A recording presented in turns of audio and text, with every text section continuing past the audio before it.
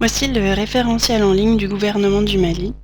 On y accède grâce à cette adresse que vous voyez ici, mali.revenusystem.org.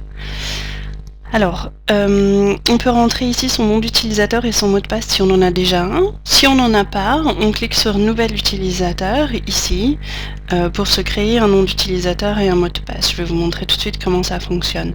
Mais avant ça, je voulais vous montrer qu'il y avait un certain nombre d'informations sur cette page aussi, par exemple le nombre d'utilisateurs de cette page. Ici, vous avez un camembert qui vous donne les différents types de titres. Et puis ici, le total des revenus enregistrés dans le système. Si vous n'avez pas de nom d'utilisateur de mot de passe, vous cliquez sur Nouvel utilisateur. Si quelqu'un, avant le lancement officiel, se crée un nom d'utilisateur, un mot de passe, il n'aura pas accès. Pour autant à la page. Mais après le lancement officiel, dès qu'on sera créé un nom d'utilisateur, un mot de passe, on pourra avoir accès automatiquement. L'intérêt en fait de demander aux gens de s'identifier, c'est qu'on peut faire des statistiques et on peut aussi savoir qui utilise nos données. Donc ici on rentre, on se crée un nom d'utilisateur qu'on choisit soi-même, on met son prénom, son nom de famille, l'organisation pour laquelle on travaille et on se choisit un mot de passe qu'on entre 2 fois. Ensuite, on rentre son adresse email aussi. C'est intéressant quand vous avez perdu votre mot de passe, par exemple. Et ici, il faut taper le code qui se trouve juste en dessous, là. Voilà. Et ensuite, on clique sur s'enregistrer, ici. Voilà. Alors, revenons à la page d'accueil. Donc, moi, j'ai déjà un nom d'utilisateur, un mot de passe, donc je vais me connecter.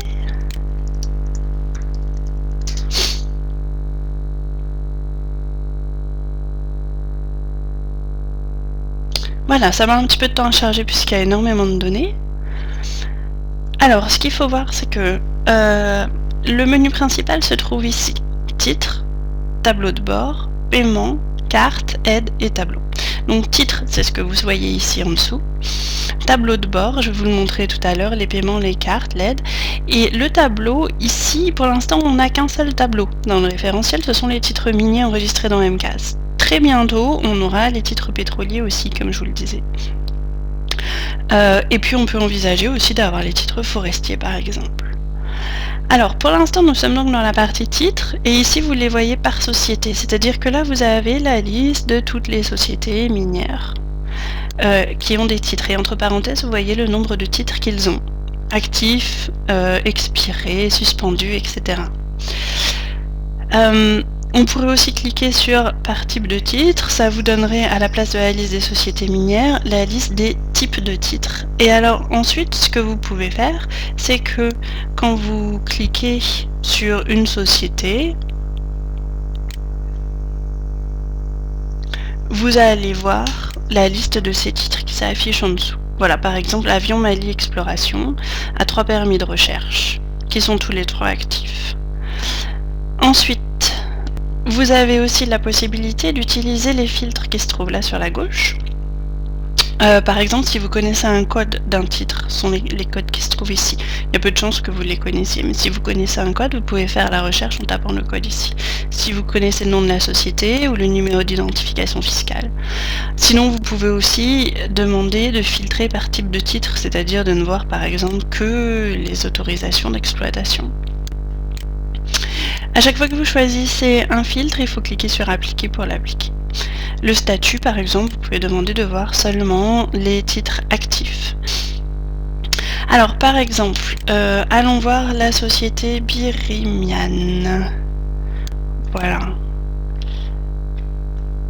Hop. Alors, on peut cliquer sur appliquer ou alors on peut simplement appuyer sur entrée. Voilà, la société Birimian, alors celui-là c'était une demande mais qui a été archivée donc ça devait être une erreur, mais ensuite vous avez ici 6 titres actifs, tous des permis de recherche avec des dates de demande, tout s'est fait plus ou moins en 2012 en fait. Et si je veux avoir plus de détails sur un titre en particulier, je clique sur le petit i orange ici. Voilà, alors là ça me donne plus de détails sur ce titre-là. La date de la demande en octobre 2012, le nom de la société, permis de recherche pour les groupes 1 et 2, un titre actif qui expirera en juillet 2016, 27 km². Ils ont payé pour l'instant 10 millions de CFA. C'est un titre qui recherche l'or, et là vous avez la carte. Alors la carte et en dessous les coordonnées GPS aussi. Alors c'est une carte qui s'affiche sur Google Maps, hein, donc vous savez comment ça fonctionne, on peut la déplacer comme ça. Si je clique et que je déplace mon curseur, elle se déplace. Je peux zoomer pour aller voir plus près. Je peux utiliser la molette de la souris aussi pour zoomer, et si je veux, je peux la mettre en satellite. Voilà, et aller voir vraiment de très très près sur le terrain ce que ça recouvre. Voilà, là on voit des délimitations, des habitations. Voilà. Et puis, plus bas, vous avez la liste de tout ce qui a été payé. Donc, ils ont payé une taxe de convention, une taxe superficiaire et une taxe de délivrance. Voilà.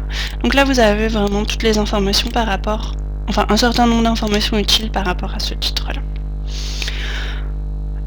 Donc ça vous donne les détails pour chaque titre. Alors maintenant, si vous voulez des chiffres qui vous donnent une vue d'ensemble plutôt que des détails, vous pouvez aller voir dans le tableau de bord qui se trouve ici. Le tableau de bord donne des résumés. Ici, vous pouvez voir tout ce qui a été enregistré dans le système, donc 3 milliards de CFA. Si vous voulez, vous pouvez choisir une année, par exemple, voir qu'en 2014. Alors, il faut attendre un petit peu que ça se mette à jour. 1 milliard 300 millions de CFA. Voilà. Je vais revenir sur toutes les années. Alors, ici vous avez deux camemberts. Un camembert qui vous montre le nombre de titres de chaque type qui ont eu des paiements pendant l'année que vous avez choisi.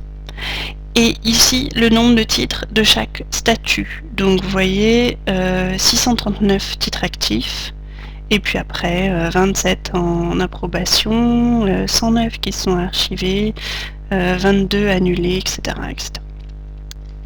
Ensuite, en dessous ici, vous avez deux tableaux. Le tableau des 10 sociétés qui ont le plus participé aux revenus, c'est-à-dire celles qui ont payé les montants les plus élevés.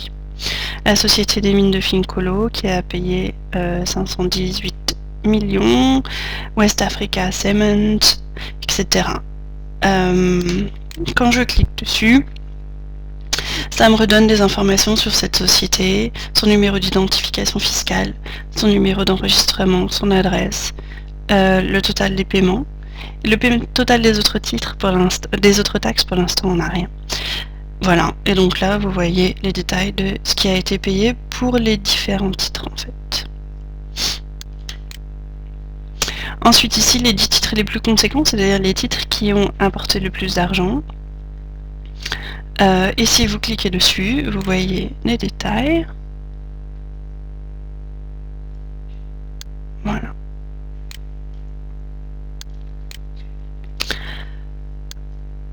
Voilà. Ensuite, vous avez ici les paiements. Alors, les paiements, c'est une page dans laquelle on peut faire la liste de tous les paiements pour une société minière en particulier. Quand je dis tous les paiements, pour l'instant, vous allez voir ici les paiements de la DNGM, qui ont été enregistrés à la DNGM. Mais on va discuter dans les mois à venir avec le ministère des Finances, avec le ministère des Domaines, etc. pour voir si on peut inclure ici aussi les paiements qui ont été faits dans les différents ministères. Afin d'avoir une vue d'ensemble de tous les paiements d'une société. Alors par exemple, je vais retourner voir Pierre et Mian, puisqu'ils ont beaucoup de paiements. Donc je rentre le nom, ou je choisis dans la liste, rechercher. Soit je rentre le nom de la société, soit je rentre son numéro d'identification fiscale.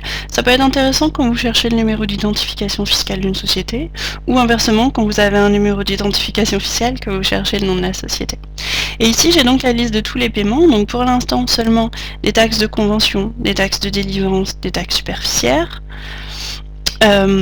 Mais on peut espérer dans le futur y voir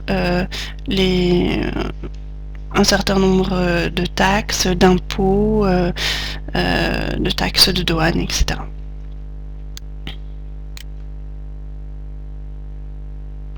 Ensuite, vous avez la partie carte.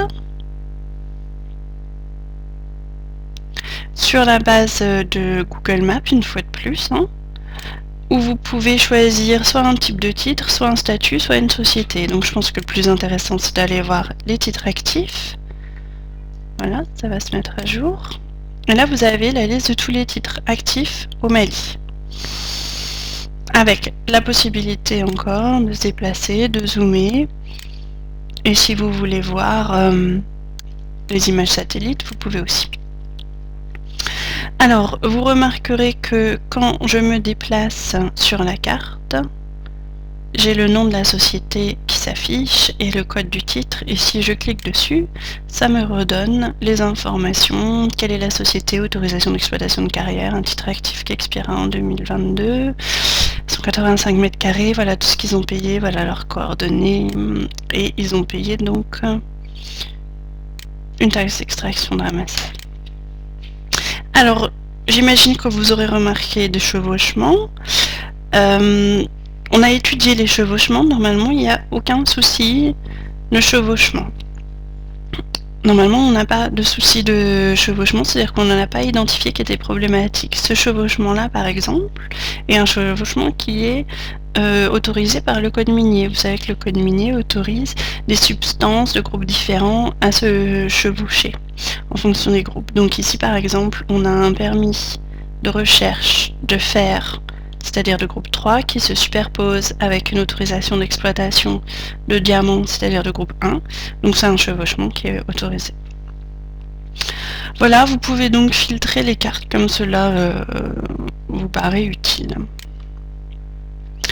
Et puis une dernière petite chose, vous avez ici un petit paragraphe d'aide avec à nouveau ici l'adresse à laquelle vous pouvez envoyer des emails si vous avez des suggestions, des questions, des commentaires. Un petit peu d'informations ici et surtout une vidéo très similaire à la présentation que je viens de vous donner. Donc si vous avez envie de revoir cette présentation ou si vous voulez donner le lien à un nouvel utilisateur et qu'il veut apprendre à utiliser le référentiel, c'est la meilleure façon d'avoir une vue d'ensemble rapide de comment l'utiliser. Il faut savoir que cette section d'aide est aussi disponible sur la page d'accueil du référentiel. Donc même quelqu'un qui n'a pas de nom d'utilisateur et de mot de passe pourra déjà voir cette vidéo. Voilà, j'espère que ça vous a été utile. Je vous remercie pour votre attention et j'espère que vous pourrez trouver dans ce système les informations qui vous intéressent.